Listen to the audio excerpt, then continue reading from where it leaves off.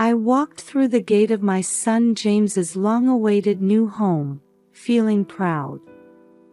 As I stepped out of the car, I was greeted by the sight of a spacious yard typical of American suburbs. A well-maintained lawn, vibrant flowers, and a newly built house with a modern, simple design. I caught my breath and whispered to myself, "He's grown up so well." This house was the result of years of saving by James and his wife Sarah. James, now 38, works as an engineer at a local IT company. He's grown into a serious, honest man who values his family. Sarah, 36, is an elementary school teacher. She's been working part-time since Emma was born, but her passion for education hasn't waned. It's always impressive to see her surrounded by children, treating them with love and care. Their daughter Emma, my granddaughter, is 6 years old. Active, cheerful, and always curious, Emma is my treasure. She seems like an ordinary girl, but I'm often surprised by her sharp intuition. Sometimes it causes worry, but today I was determined to forget such concerns and enjoy our time together. The front door opened, and Emma came running out to greet me energetically. "Grandma," she called out, her small hands gripping mine tightly. The warmth of her touch warmed my heart. "Emma, you've grown so much. How do you like your new house?" I asked with a smile.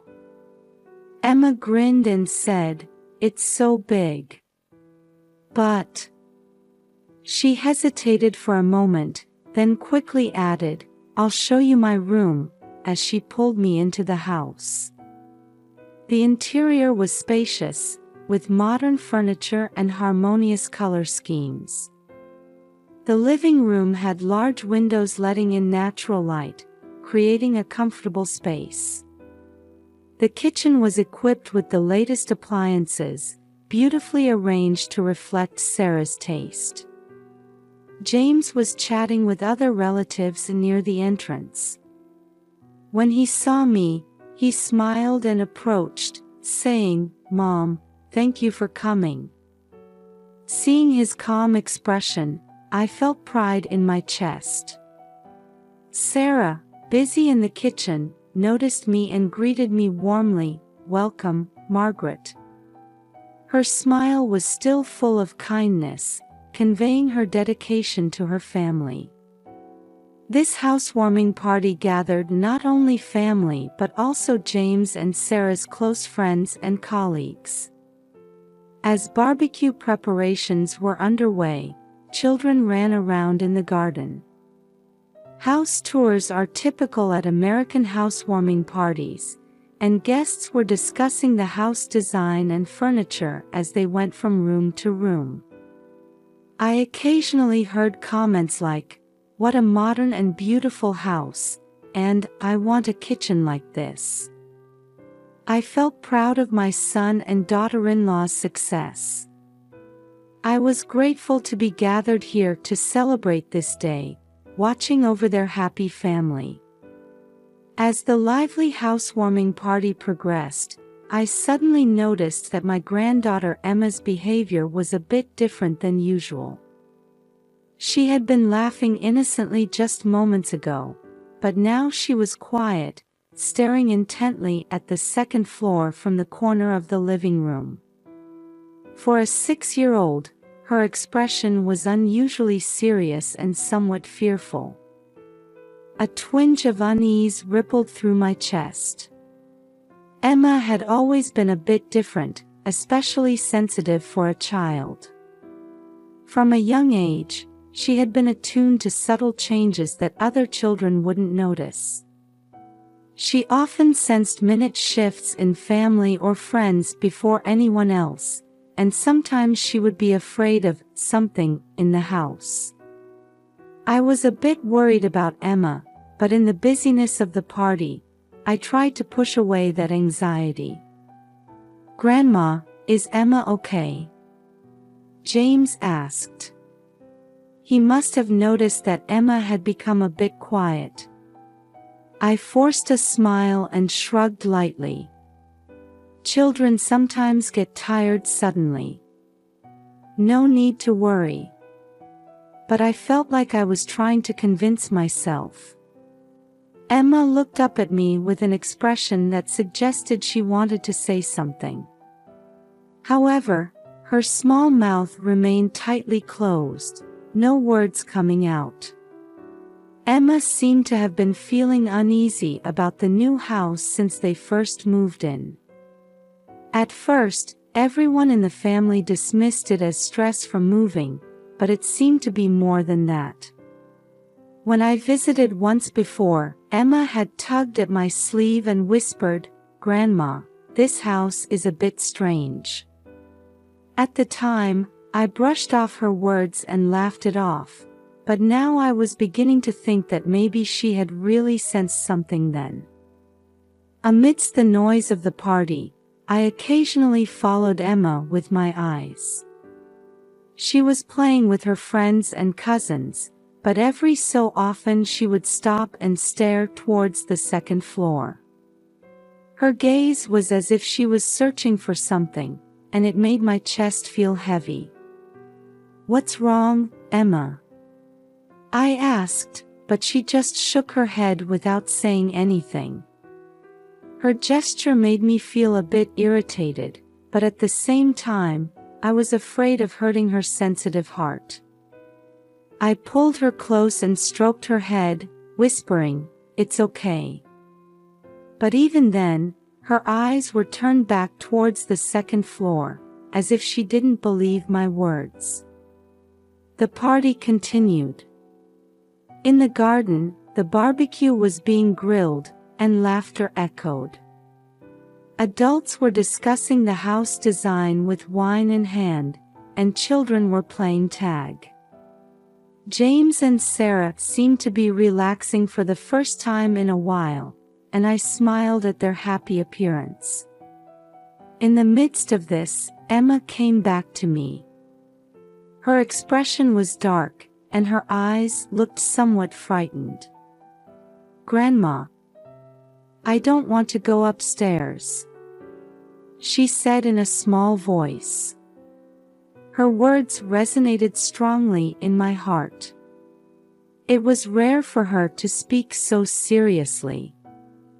I looked at her intently, feeling the weight of her words. However, the adults around us were busy, and no one else noticed Emma's anxiety. "What's up there?" I asked gently. Emma hesitated a bit, then gripped my hand tightly with her small one. "There's something there." Her whisper rang in my ear like a small bell.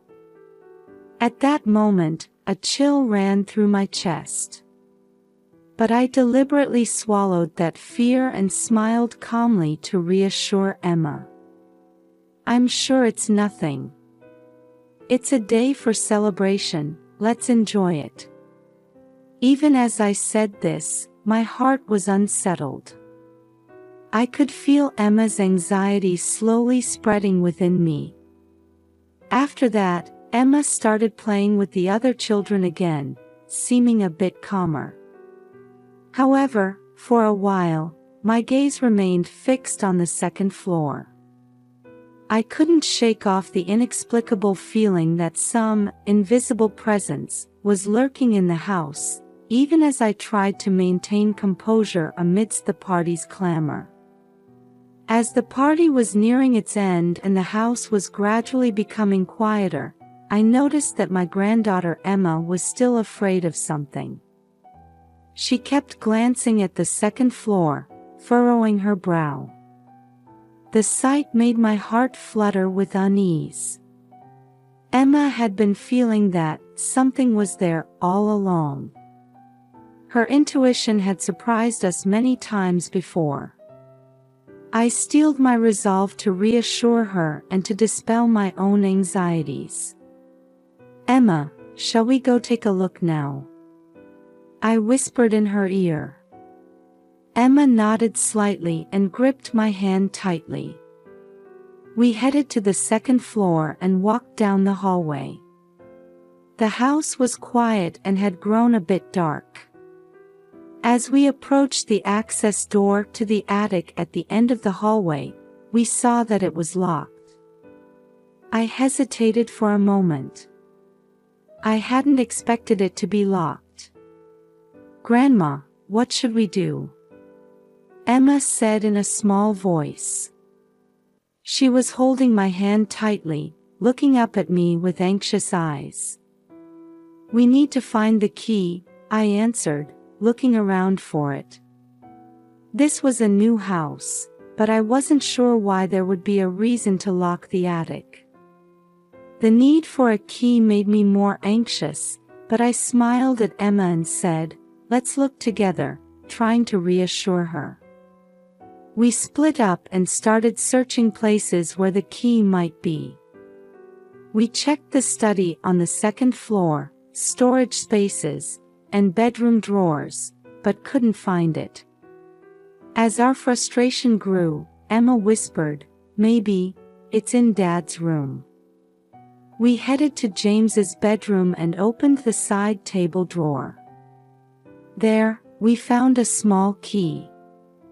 "This must be it," I murmured, picking up the key. Emma looked at my hand and seemed to relax a bit. I returned to the hallway and took a deep breath in front of the attic door. "I'm going to open it," I said quietly, inserting the key into the lock. The sound of the key turning echoed in the silence, and the door slowly opened. A cool breeze flowed from the attic, and my heart was wrapped in even more tension. Emma was watching intently. The attic was dimly lit, dust swirled in the air, and the atmosphere felt heavy. I carefully stepped inside.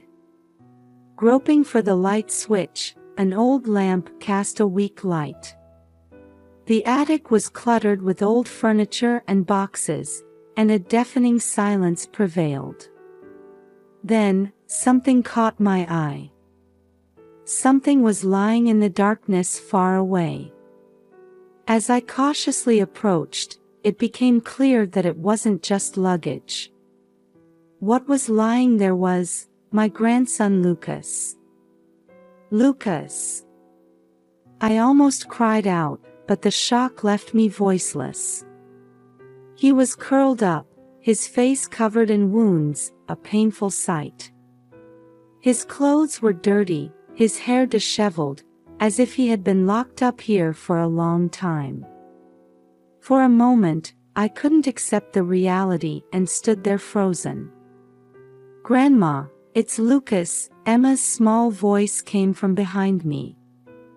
She was right behind me, staring intently at the scene. I immediately knelt down and reached out to Lucas's face. His skin was cold, and his breathing was shallow and weak. It was obvious at a glance that he was debilitated. My mind was in chaos, wondering why he was here and how this had happened. "Lucas, are you okay?" "It's Grandma," I spoke to him in a trembling voice, but he showed almost no response. His body was shaking, his eyes half open, and he seemed to be in a daze. Seeing him covered in wounds, I keenly felt that Emma's anxiety had been such a stark reality.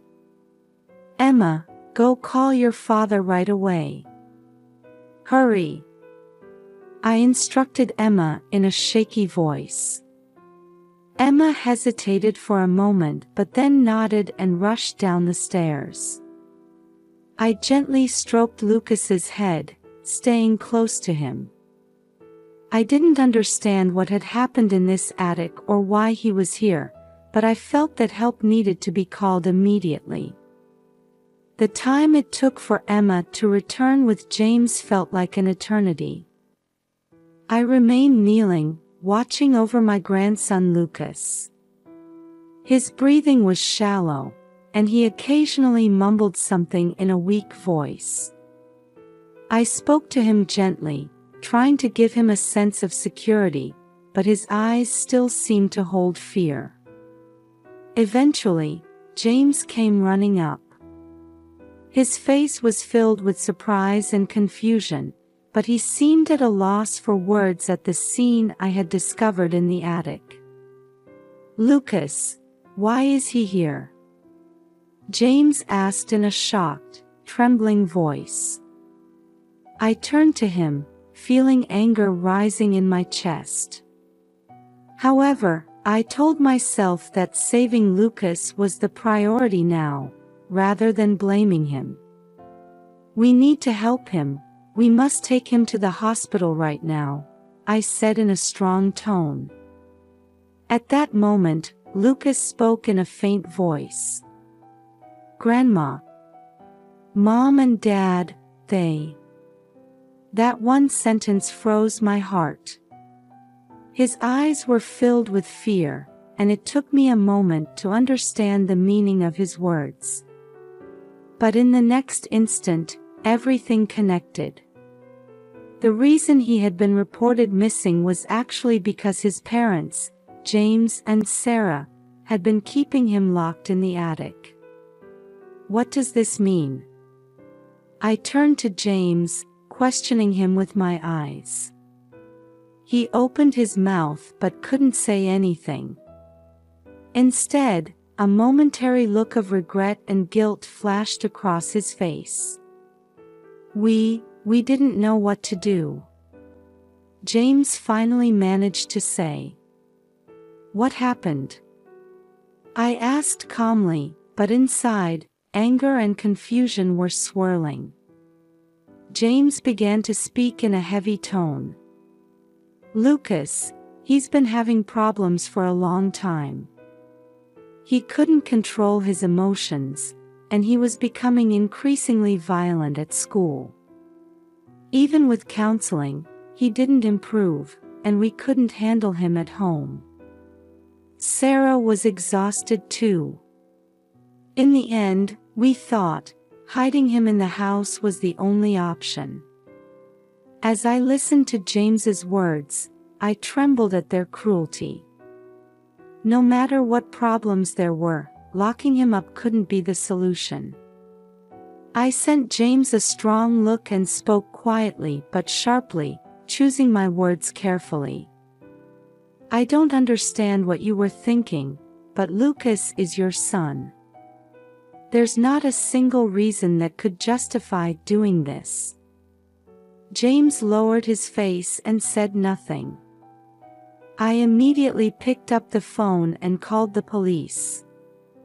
Considering the seriousness of the situation, I felt that not only did Lucas need to be saved, but the family's problems needed to be addressed from the root.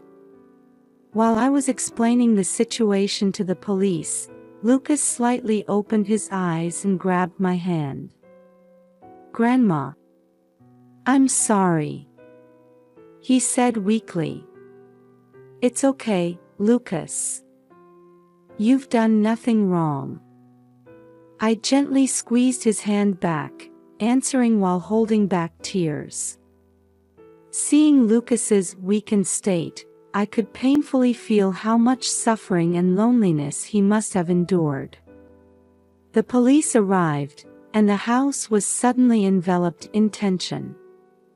James and Sarah were questioned by the police, and Lucas was immediately taken to the hospital by ambulance. I stayed by Lucas's side, vowing that he would never go through something like this again. As the police investigation progressed, the family's problems came to light one after another. It became clear that James and Sarah had been struggling with their relationship with Lucas for a long time and had gradually become cornered. However, the method they chose could never be forgiven. I couldn't suppress my anger and disappointment towards James, my own son, but at the same time, I realized that they too had been suffering, and complex emotions spread in my chest. However, at that point, my greatest concern was to protect Lucas and Emma. I felt it was my mission to ensure they could return to a safe and secure place.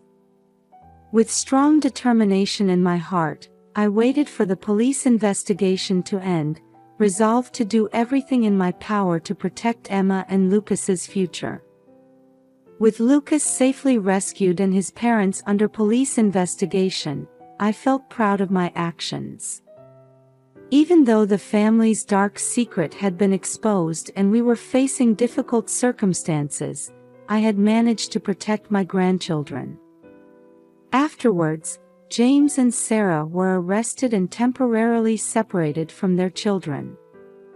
When the fact that Lucas had been confined in the attic came to light, Child Protective Services immediately intervened, and severe punishments were imposed on the parents. During the trial, it was discussed how James and Sarah had made an extreme choice as a way to deal with Lucas's behavioral problems. They deeply regretted their mistakes and repeatedly apologized sincerely to Lucas. James, in tears at the court, stated, "We couldn't handle him anymore and isolated him intending to protect him, but that ended up hurting him. We can't regret it enough." Sarah also tearfully apologized, saying, "As a mother, should have supported him more. What we did to him is absolutely unforgivable." The parents were placed under probation and required to participate in counseling and family relationship rebuilding programs. Under the supervision of Child Protective Services, they were allowed to reunite with Lucas and Emma, and preparations began for a new start as a family. It was several weeks later when they were able to return to daily life after the incident was resolved. Lucas had successfully received treatment at the hospital and was on the path to recovery, both physically and mentally. During his confinement, his life had been extremely harsh. Lucas was 9 years old, still small, and for a growing child like him, the confinement had caused great suffering. Lucas, hidden in the attic by his parents, was forced to live a very limited life. The meals given to him were meager, mostly canned goods and preserved foods, hardly balanced nutritionally. He couldn't exercise sufficiently, and his physical strength had drastically decreased. He wasn't allowed to take baths, and his hygienic condition had deteriorated. He was near his limit both physically and mentally, and the impact on his health was significant. The parents, as a solution to his behavioral problems, ultimately thought hiding him in the house was the answer. Lucas had difficulty controlling his emotions, and incidents of violence and impulsive behavior at school had increased. Even with counseling, his condition didn't improve. The parents gradually felt cornered and convinced themselves that isolating him at home was the safest option. But the damage it caused him was beyond imagination. Margaret stood by Lucas during his treatment while also focusing on caring for Emma. She was determined to build a new life with her family to protect her 2 grandchildren. James and Sarah are now undergoing psychological counseling together, aiming for the healing and regeneration of the entire family. Although their actions were inexcusable, Margaret decided to support them in standing up again as a family rather than completely cutting them off. One day, Margaret took Emma and Lucas to a nearby park.